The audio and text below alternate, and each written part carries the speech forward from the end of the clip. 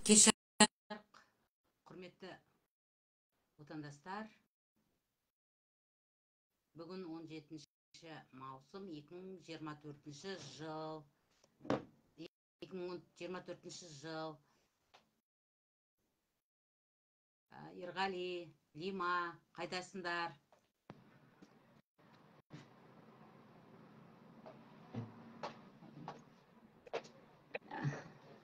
Қалай тәпше? Жақсы. Лима қайда? Шақырып жібердіңіз ба? Жібердім. Қазір тағы жіберем. Қазір. Өзі де отырған шығар. Пригласить. Иә. Қалай жағдайларың? Айықты болсын. Иә. Бірге болсын.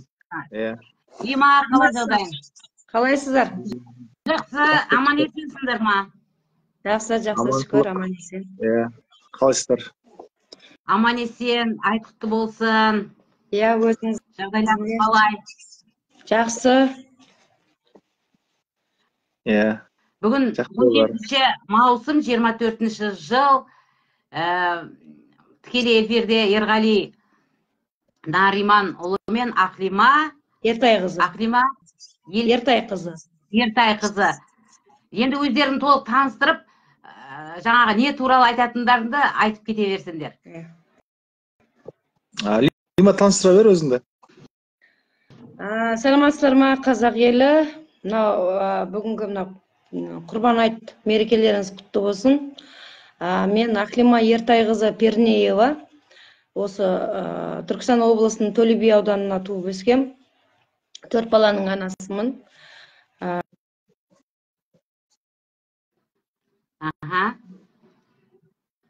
Лима кетіп қалды ғой эфирден. Қатып қалды. Иә. Бірақ интернет жақсы бізде. Интернет жақсы бізде. Лима, сен қатып қалдың?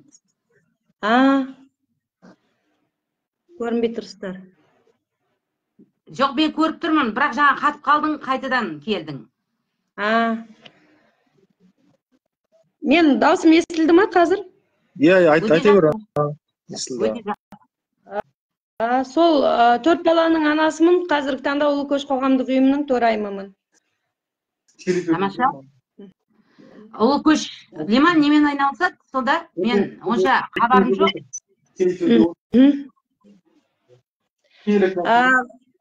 Біз мына Ұлы көш қоғамдық ұйымын осы Ерғали бастаған Ғабит бәріміз ойласып осы Ұлы көш қоғамдық ұйымын құрдық. Бұл Ұлы көш қоғамдық ұйымының мақсаты осы сайлаумен, ең бірінші көші-қонмен айналысамыз деп сол үшін ашылған еді.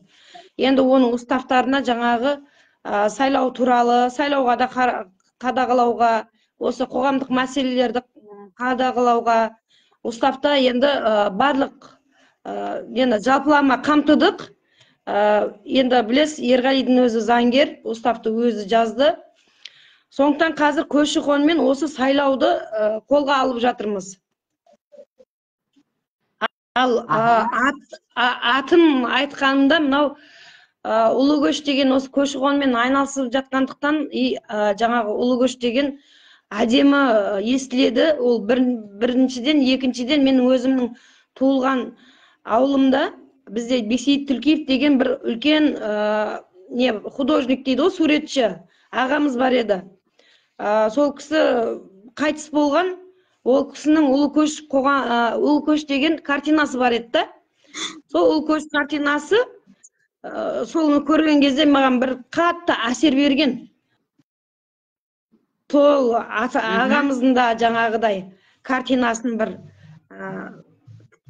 жаңағы қалай айтсам болады өзі. Жаңа ұмытылып кетпесін дегендей осы атты таңдадық. Ол Ғабитқа да ұнады, Ерғалиға да ұнады. Сондықтан бәріміз ойласып, келісіп, осы атты қойып, осылай үйім аштық. Құттықтаймын, өте жақсы екен. Игі істермен айналыса беріңдер. Жұмыстарың, көштеріңнің оңтайлы жүруіне тілектеспін. Рахмет. Мен өзім таныстырып өтейін. Есім Ерғали, қоғам белсендісі, қаңтаршы. Осы қазір тәуелсіз байқауды жүзеге асырып отырмыз. Осы Ұлы Көш қоғамдық ұйым арқылы. Осы Шымкентте бірқатар белсенділердің бәрін басын қосып, осы мына сайлаудың әділ өтуіне барынша әйтеуір ықпал жасап отырмыз. Ешқандай жаңағы неге жол бермей, заңсыздыққа қолдан келгенше енді түрлі кедергілер жасалады, бірақ соның бәріне әйтеуір барынша заң аясында жұмыс жасап жатқан жайымыз бар. Жақсы. Ерғали, Лима, мен сендерден сұрайын деген мынау ғой, сендер сайлаудың басқасы да жүрсіңдер ғой. Райондық болсын, ауылдық болсын, өздерің көрдіңдер ғой содан. Өздерің не көрдіңдер, қалай болды, тағы да сайлау болайын деп жатыр. Біздің елімізде, тағы да. Сол жайында өзің басыңа не өтті сайлау кезінде, сенде жаңаға неге депутаттыққа енді ұмтылдың ғой, бірақ өте алмадың өкінішке орай. Соны таратып айтып берсіңдер. Бұл мен байқаушы жолына қалай келгенімді айтып кетейін. 2019 жылы осы Қосант түсті президенттікке. Сол кезде байқаушылыққа мен бардым, жаңа мандат алдым, ұлт тағдыры деген беді. Ұлт тағдыры ұмытпасам. Сол өзімнің ұлдарым, қыздарым оқитын мектепке сол жерге байқаушы боламын деп куәлікті алып, сол жерге барғанмын. Ол жерде көп заңсыздықтарды көрдім. Сол кездегі қала әкімінің замы Санжар, фамилиясын ұмытып тұрмын. Сол кісінің келіп, жаңа мұғалімдерге тапсырма беріп кеткендерін көрдім. Енді көп ондай жаңағы нарушение дейді ғой. Сол кезде мынау 54-ші мектепте ұстаз болып, директор болып отырған Ұлған Мамешева деген апайымыз бар еді. Ол жаңа комиссияның төрайымы болды. Сол кісі сайлау қалай бітті? Біткеннен кейін санақ басталады ғой. Санақ басталған кезде хатшысы екеуі киімдерін ауыстыруға кетті да. Біз сол жерде отырмыз. Сол кезде жаңағы хатшысы екеуі барды да классикалық киімдерін шешіп, спортивный киім киіп келді. Бұл жерде бірдеңе бар, бір гап бар дедім. Жоқ, біздің айтқанымыз тура, біздің ойлағанымыз тура болды. Ол жерде Нұржамал Умарова деген жаңағы төрайымның орынбасары болды. Ол кісі біз жаңағы жақындатпайды столға. Сол кезде мынау спортивкасын бетіп ашып жіберіп, анау дайын бюллетендерді қосып жіберген мен көрдім, өз көзіммен көрдім. Сол жерде қанша әділетсіздік болды. Анау кісілер бізге айғайлап, давай шығып кеттіңдер деп. Ол кезде әйтеуір протоколымызды алдық та, барынша бәріміз сол жерде тағы да бір жігіттер келді, енді бәріміз ат салысып, мына сіздерді дұрыс емес деп. Енді дәлелдей алмадық шындығында келген кезде участковыймен біз шығарып жіберді. Енді кейіннен тарқатып айтсам, осы қазіргі кезде, осы 2024 жыл, 2023 жылдары мен енді бір посттарды көріп отырамын ғой, Фейсбуктан енді бір әділетсіздік жайлаған бір посттарды жазып жатады. Сол жаңа Нұржамал Омарова деген ұстазымыз бағанағы, мен өзім жаңағы әділдік көрмеген ұстаздарымыз мына жерде әділдік жаңа Қазақстан қайда деген пікірлер жазып отырады. Сол кезде мен оларға айтамын, осы жаңа Қазақстанды сіздер емес пе құрып беретін? Сіздер сайлауға жаңағы комиссияның төрайымы болып, орынбасары болып, соның мүшесі болып, сіздер не көрсетпедіңіздер бізге? Байқаушылардың бәрін құқықтарын таптадыңыздар деп, мен олармен ашық айқасамын. Сосын осы байқаушыларда байқаушы жолын білмеймін, маған өзіме сайлау ұнайды, өйткені мен әділдік іздеп жүрген адаммын. Енді біз қайтпадық. Әлде осы байқаушылықты қолымызға алып жатырмыз. Осы ұйымның атынан қаншама жерге бардық, қаншама сайлау өткізіп жатырмыз.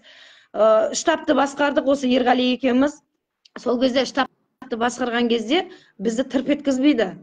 Бізге сол сайлау қалай басталады, соның алдынан бір апта бұрын уже хабарласып, соңымыздан түсіп, президент сайлауында да сондай болды, референдум сайлауында да сондай болды.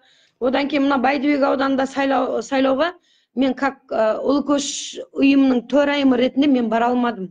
Өйткені бізді жібермейді. Үйге таңертеңнен келіп қарап отырады, қадағалап отырады. Сайлау бітіп, қашан біз үйімізге қайтамыз, сол кезде қайтады, бізбен бірге жүреді.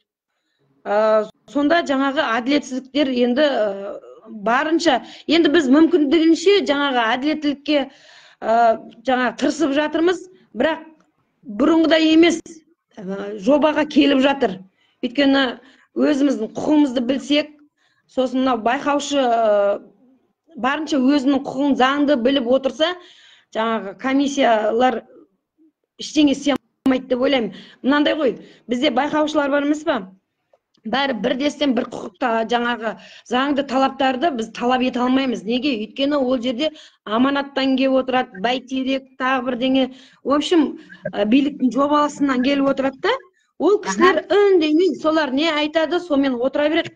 Ал біз мына бір қылқанап, біз жаңағыдай әділеттілік талап етіп, сол біз сияқты адамдар қатарымызда болса, жаңағы қанша партиядан келіп отыр, солардың бәрі әділеттілік талап отырса, олар еш жаққа кете алмайтын еді. Сондықтан мына байқаушыларды өткен сендер тәуелсіздсіңдер ғой, олар тәуелді. Сол үшін сендерді онша ұната бермеді ғой. Ұната бермеді. Сол мәселе бар, Ерғали сөйлесін енді. Мысалы, кеше Сарыағаш ауданының әкімінің сайлауы өтті дейді, мысалы, оны естіген жоқпыз. Бұл туралы негізінде аумақтық Түркістан облыстық аумақтық сайлау комиссиясы мен тектеп қойдым, парақшасынан таппадым. Сарыағаш ауданының әкімінің сайлауы өтетін туралы. Бұл жерде тек қана ауыл әкімдерінің сайлауы өтетін туралы жазылғанда, былайша айтқанда көп нәрселерді жаңа аудан әкімінің өтуіне жаңағында белсенділер барып шу шығармасын деп жаңағы сенімді өкіл ретінде қатысады, болмаса тәуелсіз ұйымдардан барады. Сондай негіз кедергілер көп. Мысалы, біз Түлкібасты бақыладық, Түлкібас ауданының Бәйдібекті бақыладық барып, мысалы ол жерлерде полициямен қоршап қойып, жаңағы Балықшы деген ауылда бір сайлау өткен. Ол жерде байқаушылар барады деген, оларда сондай күдік болғанда полициямен қоршап тастаған айналасын. Бірақ ол біз осы сайлауға қатысқан жоқпыз да. Бірақ сол алдын ала полицияны жіберіп, жаңағы блокпост қойып, кіргізбеуге әрекет жасайтын жағдайлар негізі көп болып тұрады. Енді бізде тек қана көбінесе саяси белсенділер ойлап қалады, тек қана бұлар кабинетте отырып бақылауға үйренген деп. Біз негізі заңға сәйкес митингіге де, пикетке де шығамыз, бәрін бірге алып келе жатқан белсенділеріміз да негізінде. Ол өйткені бұл процесті біз бәріміз білуіміз керек. Өйткені демократиялық елде ол сайлау жүйесі ол бәрібір жалғаса береді ол. Бұл тоқтап қалып кететін нәрсе емес. Сондықтан бұл сайлау процесін біз бақылауды да, байқауды да үйренуіміз керек. Сол мақсатта жаңағы өзіміз тәуелсіз болу үшін Ұлы көш деген жаңағы қоғамдық ұйымды ашып, онда да ол Шымкент қаласында емес, Павлодар облысында мынау Ақлима Пернеева тіркетіп, сол жақтан ашып, қазір республика бойынша сайлауды байқау құқығына иеміз. Бір 10 шақты қоғамдық ұйым бар, соның қатарындамыз. Республиканың кез келген өңірінде сайлау процесін бақылауға бізде құқық беретін куәлік бар. Орталық сайлау комиссиясы бекіткен. Сол енді тамаша екен. Мен тағы да бір нәрсе қоса кетсем болады ма? Айта бер. Мына бізде жаңағыдай теріс пікірлер көп қой. Мына қоғамдық ұйымдар мемлекеттен қаржы алып отырады деген сияқты да. Мына біздің Ұлы көш қоғамдық ұйымы ешкімнен ешқандай қаражат алмайды. Ол біріншіден. Бар аккредитациядан өткен ұйымдар бар. Олар жаңағы мемлекеттен ақша алып отырады да, сосын жаңа байқаушылардың бәріне ақша беріп кіргізіп отыр. Ол байқаушылардың не күні өтсе болды, ақшасын алса болды. Сондай. Ал бізде жан берсіп, тегін барып, біздің командадағы үлкен кісілеріміз бар, жаңа жастар бар, жан берісіп, жан алысып, солай жаңағы сайлауды бақылап келеді да. Сондықтан біздің ұйым ешкімнен жаңағыдай қаражат алмайды. Осыны бір көрермендерге айтып қояйыншы деген едім ғой. Сосын сендерде спонсорлар да жоқ қой, өйткені жұмыс егер спонсор болса жүретін еді, билік қолдамайды сендерді. Сендер өздерімен өздерің әрең бұлай күн көріп жатқан сияқтысыңдар ғой.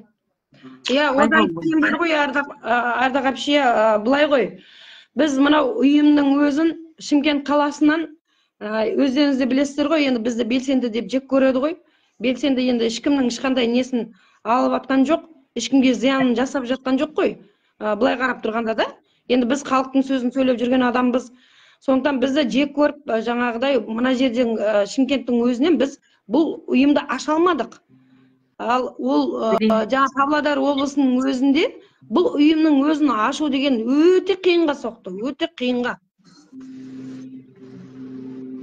Иә, негізі байқаған нема жек көреді дегенде халық жек көрмейді ғой, мемлекеттік жаңағы органдары ғой жек көреді. Сол органдар жек көрген.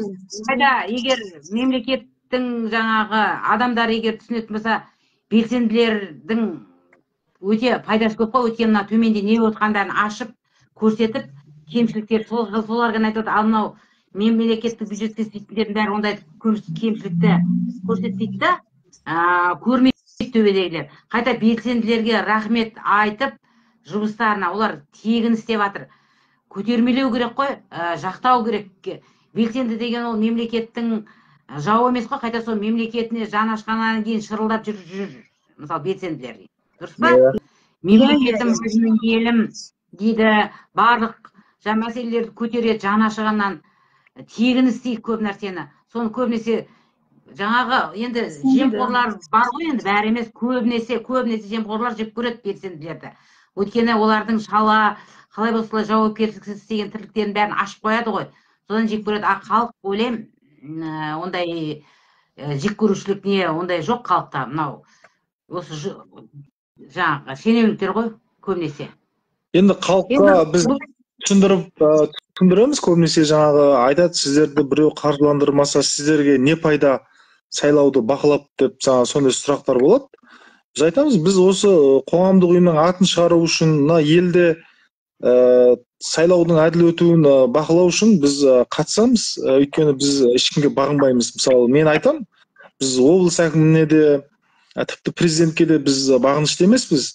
Біз сайлау туралы заңға бағынамыз, сайлау процесі уақытысында.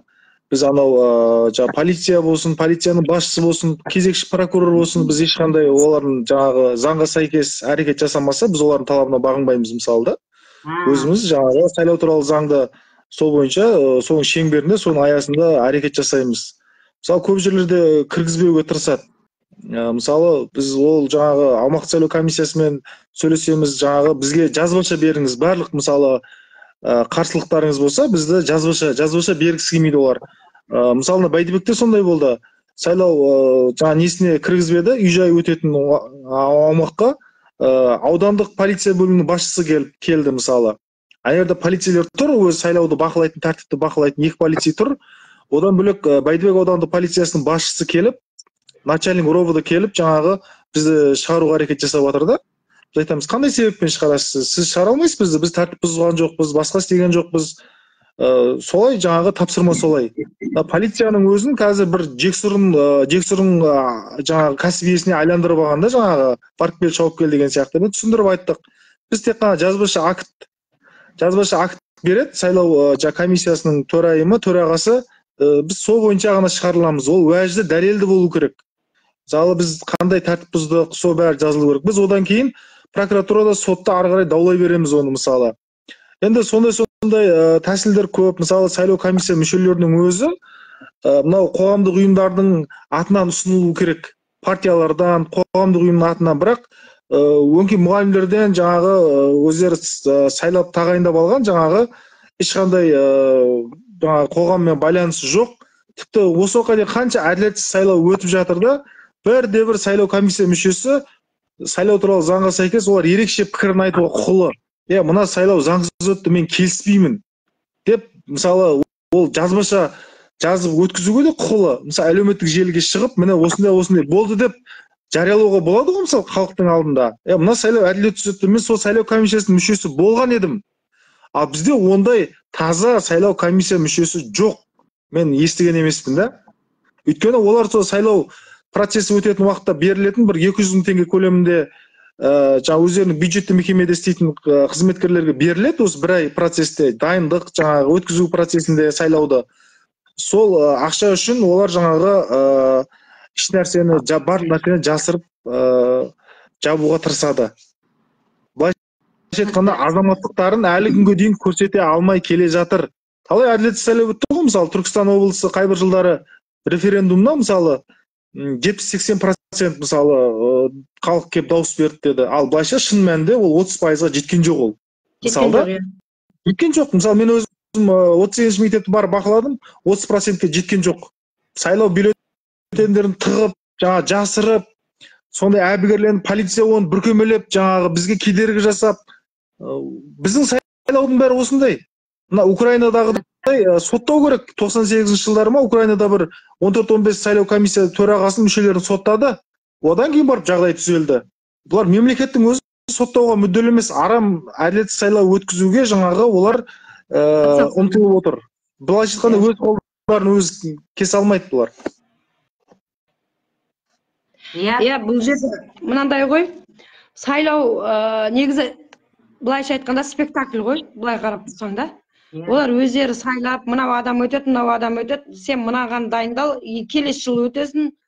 Енді бұл жердің бәрінде енді коррупция ғой, енді былайша айтқанда. Ал енді комиссия жаңағы мүшелер,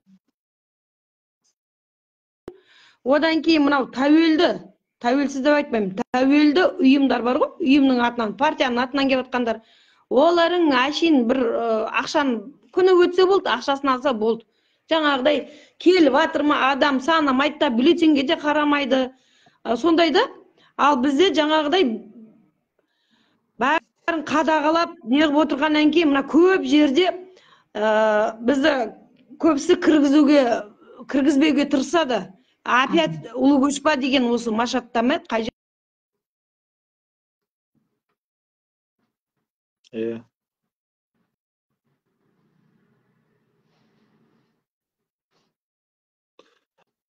Ондай жағдайлар бар. Біз мынау Лимат, сен қатып қалып жатсың ба? Машат да айтты деді, опять ұлы көшпа деді. Сол жерде қатып қалдың. Сол опять ұлы көшпа деп бізді кіргізбеуге тырысады да, ол төрағаның ешқандай құқығы жоқ қой. Дұрыс па? Бізде уставта бар, сайлауды өткізу процесін біз қадағалауымыз керек. Біз енді былайша айтқанда ұлы көш десе уже жаңағыдай тыжырынады біздің нелер, жаңағы сайлау комиссиясының төрағалары, төрайымдары. Енді ана жерде отырған байқаушылардың бәрі өздері енді айтып отырмын ғой, күнін өтсе болды оларға. Енді бірақ тура біз сияқты әділеттілік сайлау болсын деп жүрген ұйымдар көбейсе, мынау сондай байқаушылар көбейсе, бұл сайлауды біз әділетті қылып өткізе алатын едік. Сайлауды заңды түрде өткізе алатын едік. Сол жоқтың қасы болып тіркемейді ғой енді. Тіркемейді ғой, тіркеу жағы қиын ғой. Сайлауды бақылау үшін жаңағы барлық қоғамдық ұйымның сайлауды жаңағы байқауға деген жолдар болу керек уставта. Ережеде сайлауды бақылаймыз деген жаңағы жолдар болу керек та. Ондай жолдар болмаса, сайлауды бақылауға құқығы бар деген жолдар болмаса уставта, ол сайлауды бақылауға қатыса алмайды. Баяғыда осыдан 2 жыл бұрын барлық қоғамдық ұйымдар бақылай беретін тұғын. Егер де өзі бақылаушы жіберіп, құжаттармен кесе, қазір сондай кедергілер бар да. Мысалы, Түркістан облысы бойынша 26 қоғамдық ұйым бақылауға куәлік алса, ал республика бойынша 10 қоғамдық ұйым бар. Республика аумағында бақылау жүргізуге да, мысалы. Сондай мысалы кедергілер өте көп. Енді біз осы мысалы қандай аудан болсын, ауыл әкімінің сайлау болсын, бұлар жаңағы орталық сайлау комиссиясының мамандары келіп, тренингтер, семинарлар өткізеді. Бірақ соның өзінде біздің аумақтық болсын, учаскелік болсын, округ сайлау комиссиялар отырады, жаңағы сайлауды өткізіп. Көбісі жаңағы әлі де сауатсыз деп айтуға болады. Жаңағыдай нұсқауды күтеді. Мысалы, кез келген учаскеге барсаңыз, тәуелсіз бақылаушымын деп, сразу аумақтық сайлау комиссиясына хабарласады. Осындай пәлен деген ұйымнан келіп тұр, кіргізейін ба дейді. Бір ана өзінің бір әкесінің бір үйіне кіргізіп жатқан сияқты да. Мен сайлау комиссиясының төрайымын, болмаса төрағасымын, менде осындай жауапкершілік тұр ғой. Бұлар келу керек, келіп тұр заңды, құжатты көріп, мысалы құжатты оқып, мысалы бізді жіберу керек қой. жоқ олар анаяқтың рұқсатын алу керек. Олар жіберме десе кіргізбейді бізді мысалы кіргізбей тұрады. Біз қарсыласамыз, кезекші прокурор шақыр дейміз. Одан кейін бізде де қырсығып қаламыз да, бізде жаңағы сайлау біткенше біз олармен айтыс тартысамыз мысалы да. Олар сөйтіп істесе болады ғой, заңға сәйкес бәрін күтіп алса, қабылдаса, сөйтіп ары қарай сайлауды біз еркін бақылай береміз ғой. Жоқ, олар жаңағы басынан бастап қарсыласады, соны біткенше сол ит пен мысықтай болып, біздің қазіргі Қазақстанның сайлау жүйесінде осындай олқылықтар бар. Бірақ орталық сайлау комиссиясы келеді, бір апта бұрын тренингтер өткізеді, өкіметтің ақшасын шашып. Нұркен Әбдіров бар ғой, орталық сайлау комиссиясының, соның өзі де келеді, орынбасарлары да келеді, 7 адамнан тұратын. Бірақ олар білмеймін, не түсіндіретінін мен түсінбеймін. Олар айтып кетеді ғой, мына тәуелсіз байқаушыларды кіргізбе, біз куәлік бергенмен оларды кіргізбеңдер деп солай оқытып кететін сияқты да олар. Сондай оқытып кетеді, өйткені бізді көргенде олар тыжырынып кіргізбеуге тырысады. Өйткені қандай, ұрының арты қуысы дейді ғой, өйткені олар дауыс ұрлағысы келеді.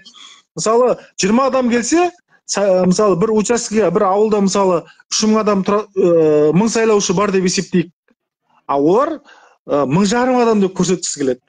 Ал біз бақылаушылар бармасақ, олар көрсетеді, міне сайлау бәрі келіп қатысып жатыр. Осындай жоғары деңгейде өткіздік дейді. Статистика не керек бар ол, мысалы ол мемлекет мысалы іріп-шіріп жатыр, мына халықтың сенімі болмаса статистика не керек бар оның? Статистика мүмкін осы жаңағы біздің әділетсіз жаңағы сайлау жүйесін өткізуге біздің жаңағы осындай әділетсіз Қазақстанға керек шығар. Халыққа керек емес ол, мысалы бізге керек емес ол. Бізге жаңағы әділ сайлау өтсе, 10 адам келсе де, сол 10 адам дауысы қорғалса, сол сақталса, бізге сол керек мысалы. Олар статистикаға неге жоғары, неге үйренген бәрі сондай. Сендер сол жерде өз құқықтарыңды бәрі заңды ғой, енді бақылау үшін. Жаңа солармен айтып жатсың ғой, артып тартысамыз, амал жоқ, олар енді заңды белінен басып жатыр. Сол кезде ұялмай олар сендер тәртіп бұзды деп милиция шақыратын да сондықтан ғой. Содан ғой. Милиция шақырады. Полицейлердің өзі де түсінбейді. Не бұзды, тәртіп бұзып жатыр деп, әдейі сендерді провокация жасайды, арандатушылық сендерге. Сөйтеді сендер не бұзған сияқты болып қаласыздар, әдейі істейді екен ғой, демек. Бәрін бұлар. 2023 жылы мынау маслихат мәжіліс несі болды ғой, сайлауы болды ғой. Сол кезде мен енді өзім кандидатурамды не қылдым, жаңағы бізді Шымкент қаласында 16-шы округқа. Сол жерде 6 еркек, бір қыз, әйтеуір мен түстім. Сол 21 участок болды бізде. Соның біреуі военный, о жер енді жабық мекеме болғандықтан о жақты бақылай алмадық та. Ал қалған 20 участоктың бәрін жапты. Мына жігіттерге рахмет. Осы жігіттер барынша атсалысып, команда болып, осы ретте үлкен алғысымды білдіремін мен осы біздің жаңағы командаға да, ағаларыма, әпкелеріме, бәріне, інілеріме. Сол кезде мынандай көп не болды бізде. Былай ғой, негізі сайлау процесі таңнан уже отырасында тура санақ келген кезде барлық қызық сол кезде басталады ғой. Сол кезде басылады, сол кезде жаңағы бір участокте менде бір жігітімізді неге участокке екеуден жібердік қой біз. Соны бір жігітімізді шығарып жіберген ғой. Кәдімгідей мынау воротаны жауып қойған тағы. Ол еще видеоға түсіріп үлгерген, онда мен пост қылып салдым. Одан кейін бір участокте менің мына Пернееваның несін дауысын неге ана Мерлан деген, бізде Керімжанов деген бар ғой, аманаттан түскен. Мен немді дауысымды сол жаққа беріп жіберген да. Оның бар видеолары бар, барлық дәлелдері бар. Сондай көп нәрсе болды. Одан кейін енді мынау протоколдар қате, ешқандай мынау не бар ғой, мүшелерінің қолы жоқ. Енді былай қарап тұрғанда жалған протоколдар берген көп жерде. Сондай енді олқылық, заңсыз нәрсе көп болды.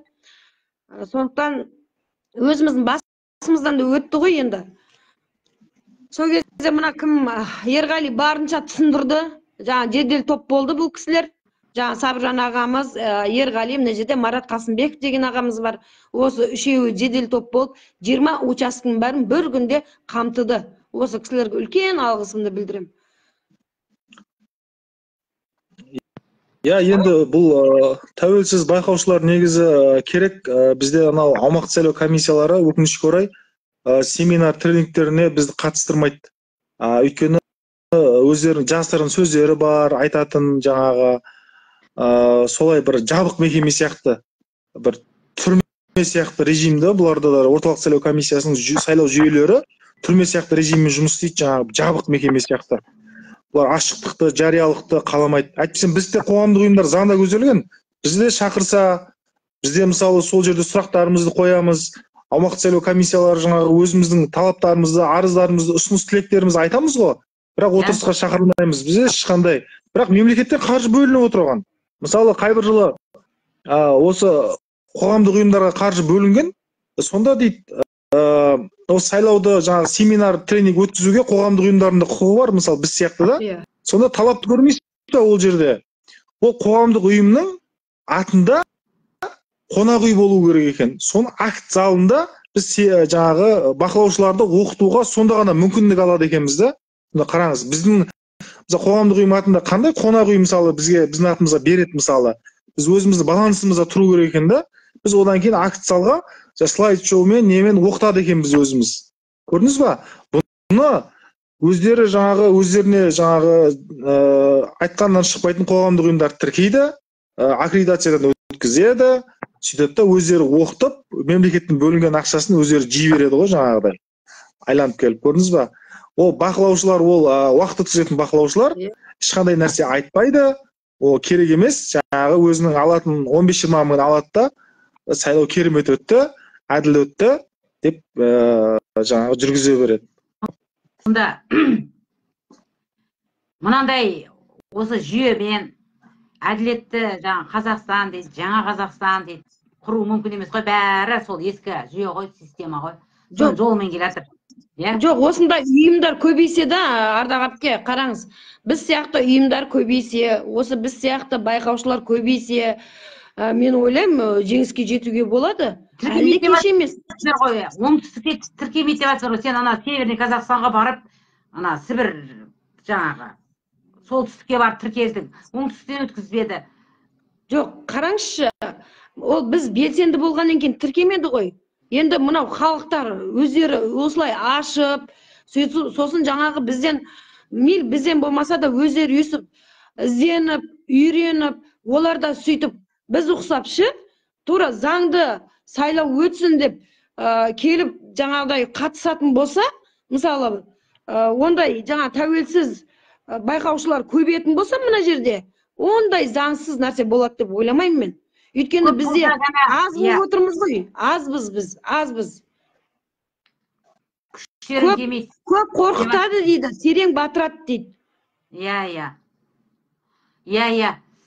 Мүмкін, ол да мүмкін, может халық белсенді болу керек шығар, бірақ белсенді болайын десе, белсенділер жақтырмайды, енді не істеу керек? Жоқ, мынау сайлауға байқаушы болатын болса, ода тұрған еш нәрсе жоқ деп ойлаймын, олар заңсыз нәрсе істеп жатқан жоқ қой. Өз белсенділіктен шығады ғой. Қараптан қарап, белсенді емес адам байқаушы боламайды ғой.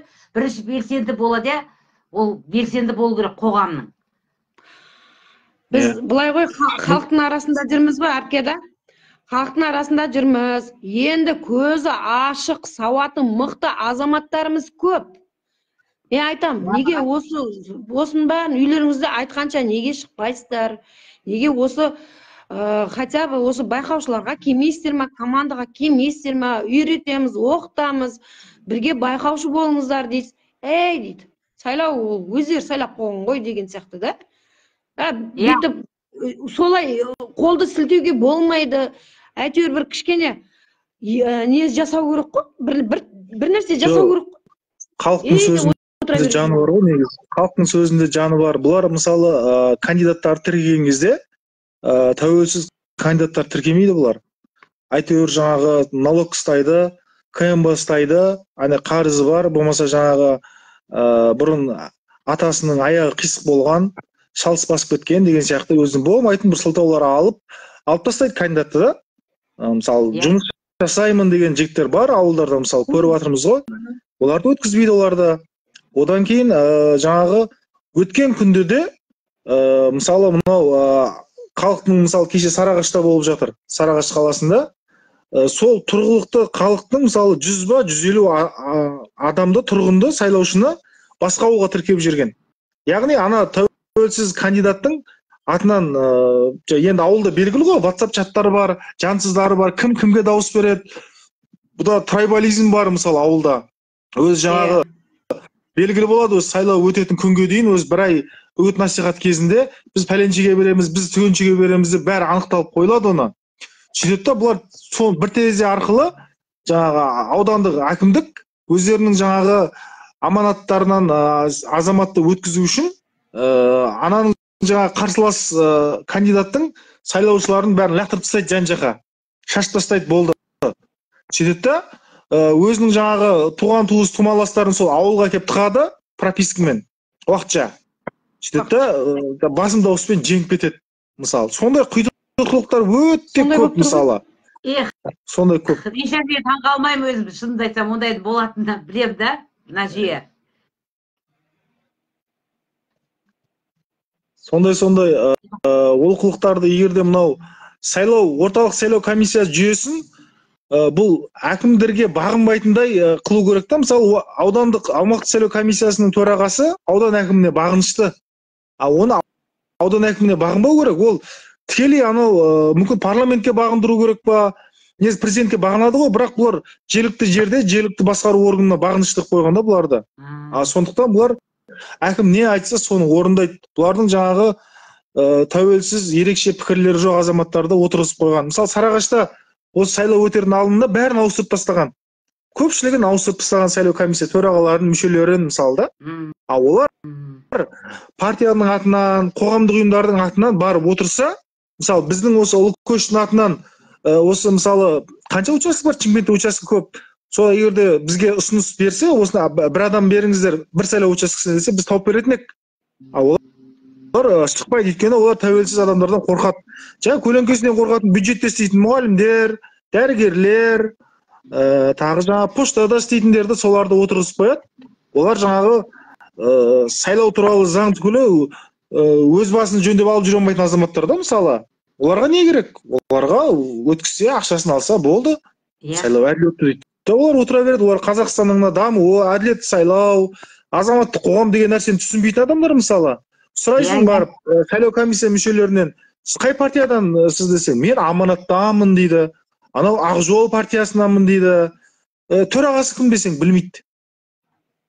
Білмейді, төрағасы кім десең білмейді. Сондай адамдар сайлау комиссиясының мүшесі болып отырып, мысалы Қазығұртта 49 мектепте сондай болды. Мен аманат партиясынанмын дейді, аузын толтырып айтып отыр. Жақсы, төрағасы кім? Білмейді төрағасын. Бәрі сондай. Ақ жолданмын дейді, анау тағы бір партияны айтады. Біздің елде жоқ партияны да айтып еді ғой. Есіңде ме? Иә. Білмеймін, бұл орталық сайлау комиссиясы не оқытып, не үшін семинар өткізіп, нені қадағалап атқанын бізге түсініксіз да. Мемлекеттің қаржысы бекерге ысырап болып отыр. Соны мысалы прокуратура тексеру керек қой мысалы. Прокуратура тексеру керек. Міне тәуелсіз байқаушылар осы қоғамдық ұйымдар көрсетіп жатыр, айтып жатыр. Неге тексермеске мысалы? Жоқ. Оларға жаңағы осы әділетсіз жүйе, осы жалғаса берген жақсы, баяғы үйренген қисық жолға түсіп алған, ары қарай сөйтіп жүре береді. Халықтың сенімі қалмады қазір. Халықтың ешқандай сайлау десе, анау пәленше болады, сайланып қойған, тағайындалып қойған. Сайлау әшейін өтті ме өтті, көз алдау ретінде өткізіледі. Мысалы өйткені бәсекелес жоқ. Бәсекелес болмағасын бізде бақылағымыз келмейді. Аманаттан екі адам түсіп жатыр да, анау әшейін біреуі жетекке жүрген адам, біреуі шын кандидат. Ол несін бақылайсың оны барып оны мысалы, не өйткені? Бәсеке жоқ ол жерде, тартыс жоқ. Сондай жағдай қазір мысалы. Өте жыларман жағдай болып жатқан. Бұл 30 жылдан бері келатқан нәрсе ғой. Бұл сайлау процесін бар ғой, қазір мына бір-ақ сағатта уже қанша болып жатыр? 40 минут болып жатыр ма? Аузымыз толтырып барлығын айтқымыз келеді, бірақ жетпейді. Өйткені көп бұл жерде бар ғой, заңсыз болып жатқан нәрсе деген өте көп. Не? Бір сұрақ қойғым келіп жатыр. Но сайлауда өткенде естіп қалдым да, осы белсенділерден естім ба или кімнен білмеймін, есіме шығып қалды. Трайбализм өте жаман деді ғой. Жоғары, иә. Рас па? Рас. Мынау Трайбализм бар. Әсіресе ауылдарда бар. Енді бізде ауылдарда қариялар бар, сондай дежурный шалдар бар, баяғы жаңағы әкімнің алдында жүгіріп жүретін, әкімнен шапан киетін сондай шалдар бар. Мықты жігіттер бар ауылда, мысалы. Оларды өткізбей жаңағы өздерінің тума туысқандарын қолдап кететін сондай азаматтар бар, өкінішке орай. Енді білмеймін, ертең енді бізде Түркістан облысында енді 6 ауданның әкімінің сайлауы өтеді. Енді Сарыағашта өтті кеше, қалған аудандарда өтеді енді. Енді қалай болады, енді ол жағы әлі белгісіз, әлі біздің қоғам әлі пісіп жетілмеді ма? Білмеймін, енді өйткені өзінің трайбализм деген жақсы нәрсе емес. Мысалы бізде осы 174-ті мысалы ұлтараздықты қоздырған үшін тек қана саяси белсенділер ғана қолданып келді да, қарап отырса. Иә. Мысалы сізге де қолданды, Ардақ әпше, дұрыс па? 174 кезінде да ұлтараздықты қоздырды деген бап. А соны неге осы ауылдағы трайбалистерге қолданбайды, мысалы сайлау кезінде? Иә. Дұрыс айтасың. Өйткені оларға білмеймін, халықтың ұру-дыру болып бір-бірімен қырыла берген жақсы ма? Мен естімеппін, мысалы осы ауылдық жерде сайлауға мысалы қандай ауыл әкімдерінің сайлау кезде бөлінеді, жаңа бір ауылда бір белгілі бір 2-3 ру болады, басымдыққа ие. Солардың арасында тартыс болады. Сөйтеді да олардың ешқайсысында жаңа қылмыстық іс қозғалмайды. Бұл бап тек қана саяси белсенділерге ғана арналған бап сияқты да. Иә, сосын сол 174-ші бап, жаңа дұрыс айттың, сондайға да қолданылу керек қой деген. Сосын мына желілерде бір ру жеп талап, ой, не батады я? Вот соларды да сол демен ру аралық араздықты қоздырып жатыр ғой. Қазақты быт-шыты шығарып жатыр. Ана ұйыған жаңағы ұлттық институт қалыптасты ғой, ата-бабаларымыз қалыптасып, соның быт-шыты шығарып, ойбай ана руыңнандай жамандап бір-бірін аяққа басып, вот соғанда 174-ті неге қолданбайды деймін да, мен де ойлаймын да. Қолдану керек қой, ру аралық деп тұр.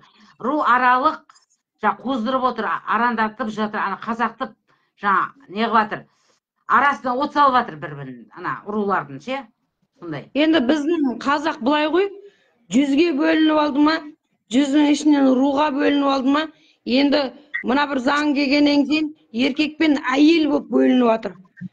Мысалы да, жаңағы сексеуілге соғып, жаңа халықты өзімен өзі ұрды-дұрды қылып отыр ғой, бұл биліктің істеп отырған нәрсесі ғой. Иә.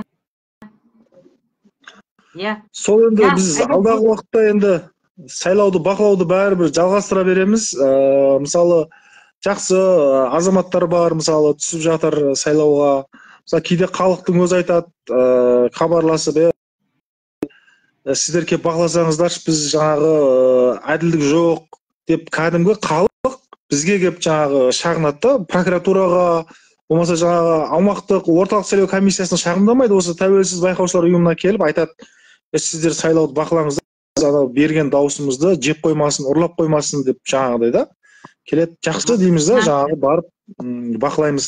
Біз сіздерге анау әділ сайлау ғана бақылаймыз, сіздерге бір ана кандидатқа бірге басымдық бермейміз. Біз ешқандай сайлау қалай дауыс бердіңіздер, сол дауыстарыңызды ұрлатпай, әйтеуір дұрыс саналуына біз барынша заңға сәйкес мүмкіндік жасаймыз деп айтамыз. Болды мысалы да. Қазір сондай мысалы. Иә. Мықты жігіттер бар, түсейін десе жаңа кедергілер көп, иә. Өте алмайды, жігіттер өте алмайды. Иә, өте алмайды. Ертіп жіберетін адамдар не бір басы бар, білем мен де ондайларды. Иә. Өте алмайды солар. Иә. Мысалы анау енді бұл сайлау негізі процесс жақсы, енді біз трайбализм жаңағы осыдан кейін өтіп барып, сондай үлкен бір азаматтық қоғам қалыптасатын шығар. Енді осы рулық дәрежеден ұлттық жаңағы деңгейде ойлайтын азаматтардың несін қалыптастырсақ, азаматтық қоғамда, одан кейін енді бәрі жақсы болатын шығар деп ойлаймын. Енді осы процестерден өтіп барып, мысалы ауылдық жерлерде қариялар сайлау учаскелеріне барып, мысалы егер де әділетті сайлау өткізетін болсаңдар, жеті аталарын қарғыс атсын деп, жеті ұрпағынды қарғыс атсын деп, солай бата беріп кетсе, мысалы, оның өзі үлкен бір әсер ететін сайлаудың дұрыс өтуіне, мысалы да. Ондай жағдай болған кезінде, мысалы, мына біздің Бәйдібекте бір қария кісі барып, сайлау комиссия мүшелеріне азанда дауыс берген да, сөйтіп жаңағыдай, егер де осы сайлауда дауыс ұрлайтын болсаңдар, заңға қайшы әрекет жасайтын болсаңдар, 7 ұрпақтарыңды қарғыс атсын, әумин деп бетін сипап кеткен ғой жаңағыдай. Сөйтсе сайлау комиссия мүшелері де бәрі бетін сипап сайлауды әділ өткізуге тырысқан екен да. Міне сондай қариялар жоқ бізде. Сондай қариялар болса, бізге де үлкен көмек болар еді. Олар мысалда, өйткені мына орталық сайлау комиссиясы, жергілікті әкімдіктер әділетті сайлау өткізуге әлі мүдделі емес, дайын емес әлі. Иә. Бәсекелі сайлау өткізуге әлі дайын емес. Білмеймін, бізге қанша жыл керек, қанша уақыт керек оған әлі. Ойбай, ұзақ эволюция болып кетті ма, бәрі не болып кетті? Анадан өтуіміз керек, мынадан өтуіміз керек, Назарбаевтың анаусын өтмеген, Тоқаев десіне өтуіміз керек, білмеймін. Өмір бақи өтуіміз керек, білмеймін.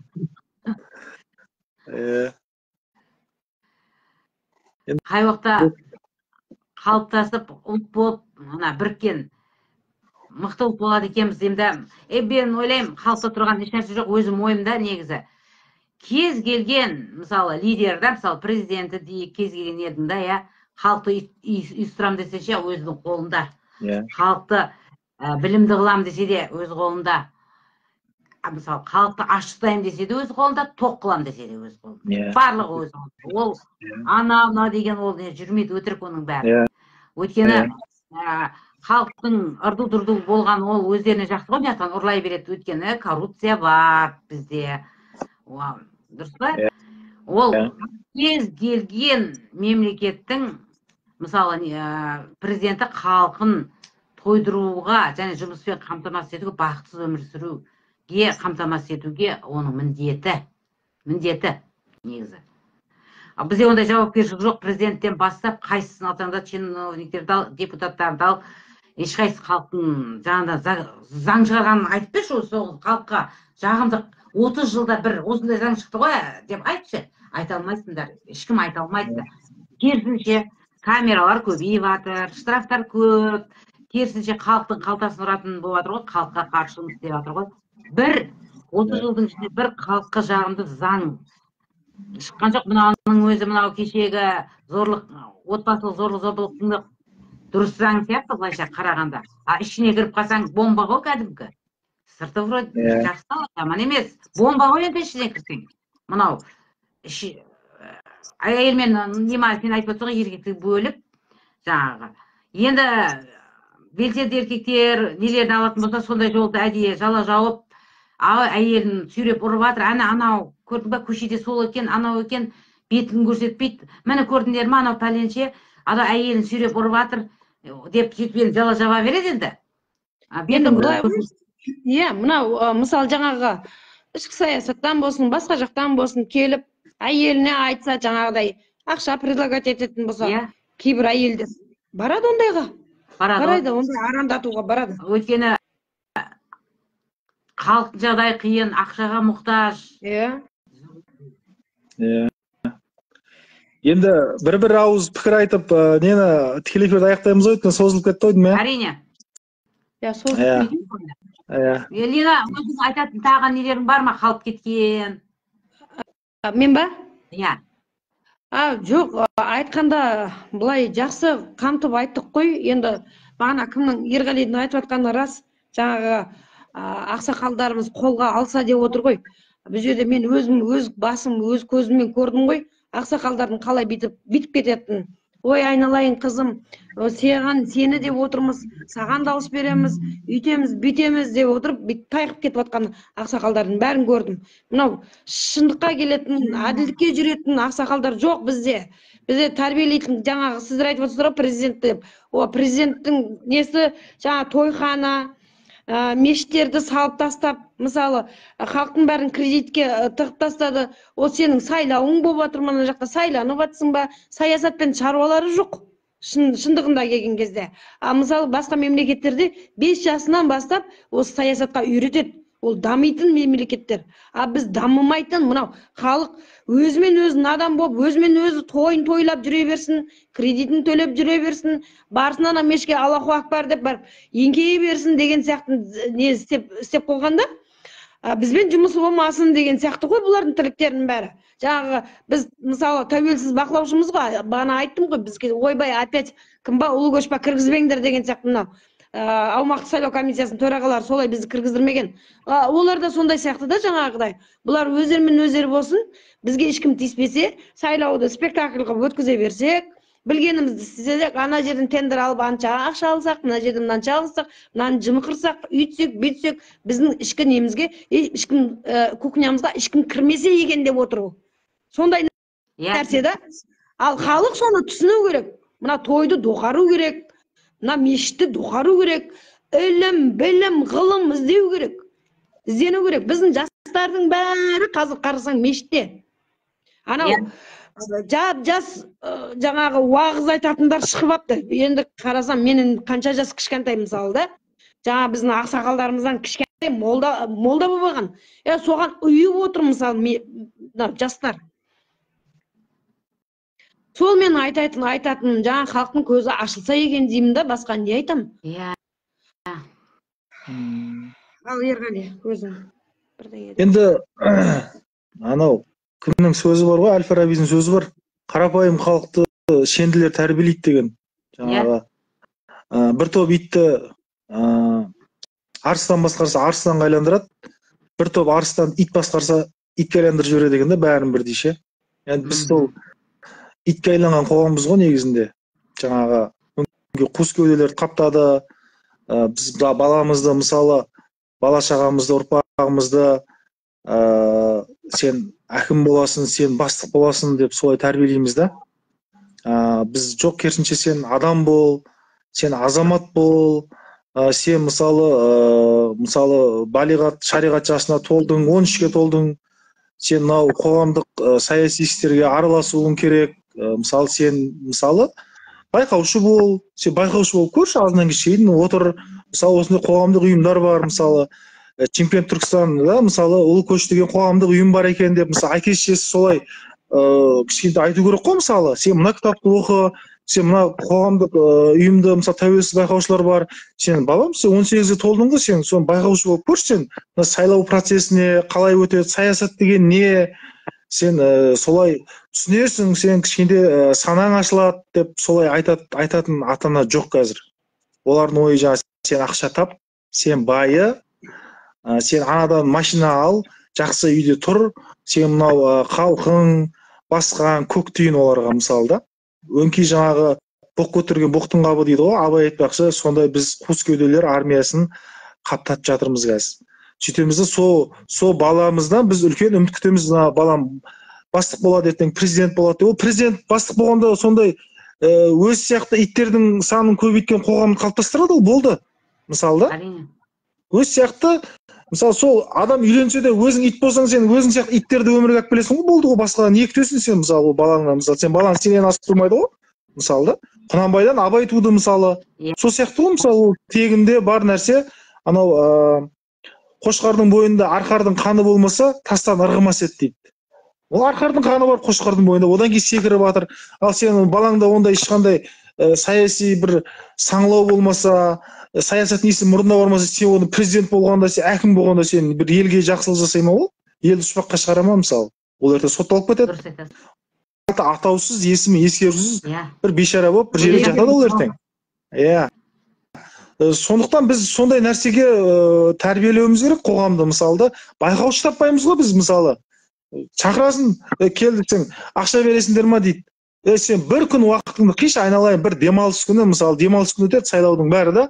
Сен бір күн азанғы сағат 6-дан кешкі сағат 10-ға дейін сен уақытыңды қи, сен көп нәрсені үйренесің. Сен ертең өзің депутаттыққа түссең де, әкімдікке түссең де, сен үлкен, сен институтта оқытпайды оны мысалы. Біз оқытамыз, біз тегін оқытамыз оны. Түсіндіреміз, көрсетеміз мысалы да. Ал соны ата-аналар айтпайды оны. Бізді баяғыда армияға барып келсең, өкіметтің саясатын түсінесің деп үлкендер айтатын тұғын, өзі 1,5 бар тұғын. Армияға барып келсең, өкімет не екенін түсінесің деп мысалы да. Ал мен де соны айтқым келеді. Сен байқаушы болсаң, сен өкіметтің саясатын түсінесің, қандай саясат жүргізіп отыр, ол дұрыс па, дұрыс емес па, сен бір күн ішінде сен көп нәрсеге көзің жетеді. Сол мен айтарым. Ояу болайық, сергек болайық, сайлауды байқауға жаңағы қатысатын байқаушылардың, тәуелсіз байқаушылардың санын толықтырайық дегім келеді. Өте жақсы, дұрыс. Негізі біз енді қоғам белсендісі ретінде, енді сендер қоғам белсендісі енді өзіміздің ойымызбен бөлістік та, ешкім бізге көзбен қарамай қойсын. Біз журналист емеспіз, біз жазушы емеспіз, ешқайсымыз. Біз әшейін халықтың ішінен шыққан қоғам белсендісіміз. Үшеуміз де егер.